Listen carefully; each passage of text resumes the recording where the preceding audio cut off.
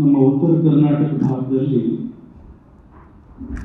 ಇಂಥದೊಂದು ಸಂದರ್ಭ ನೋಡೋದು ಬಹಳ ವಿರಳ. ಎಲ್ಟು ಮುತ್ತ ಎಂತಕ್ಕಂಥ ಒಂದು ಚಲನಚಿತ್ರದ ಆಡಿಯೋ ಬಿಡುಗಡೆಯ ಈ ಸಂದರ್ಭದಲ್ಲಿ ಸಂಗೀತ ಕ್ಷೇತ್ರದಲ್ಲಿ ಬಹಳ ದೊಡ್ಡ ಹೆಸರು ಸಂಗೀತ ಕಟ್ಟಿ ಕುಲಕರ್ಣಿ ತಾಯಿ. ನನಗೀಗ ಅನಿಸ್ತಾ ಇದೆ ಅಲ್ಲ, ಇದೊಂದು ಏನು ಟೀಮ್ ಇದೆ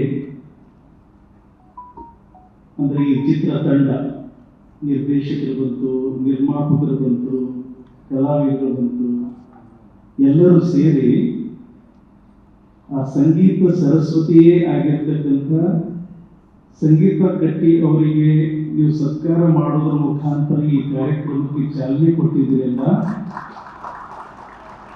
ಬಹುತೇಕ ಈ ಒಂದು ಚಿತ್ರರಂಗದಲ್ಲಿ ಒಂದು ದೊಡ್ಡ ಹೆಸರು ಮಾಡುತ್ತದೆ ಅನ್ನೋದ್ರೊಳಗೆ ಯಾವುದೇ ಸಂದೇಹ ಇಲ್ಲ. ಎಲ್ಲಿ ತಾಯಿಯನ್ನ ಗೌರವಿಸಲಾಗ್ತದೆ, ಬೆಂಗಳೂರು ಭಾಗದಲ್ಲಿ ಇಂತಹ ಸಂದರ್ಭಗಳು ಸಾಕಷ್ಟು ಇರ್ತವೆ.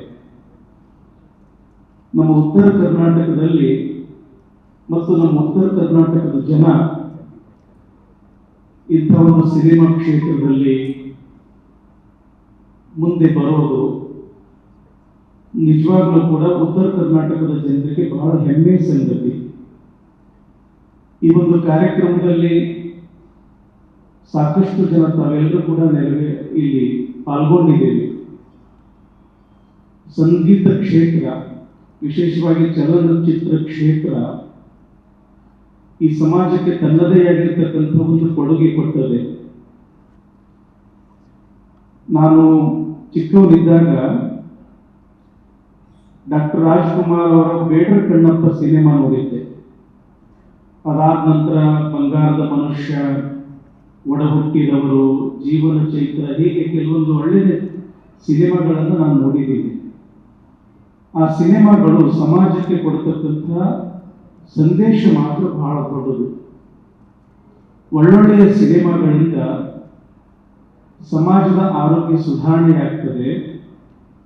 ದಾರಿ ಬಿಟ್ಟವರು ಒಳ್ಳೆ ದಾರಿಗೆ ಬರ್ತಾರೆ.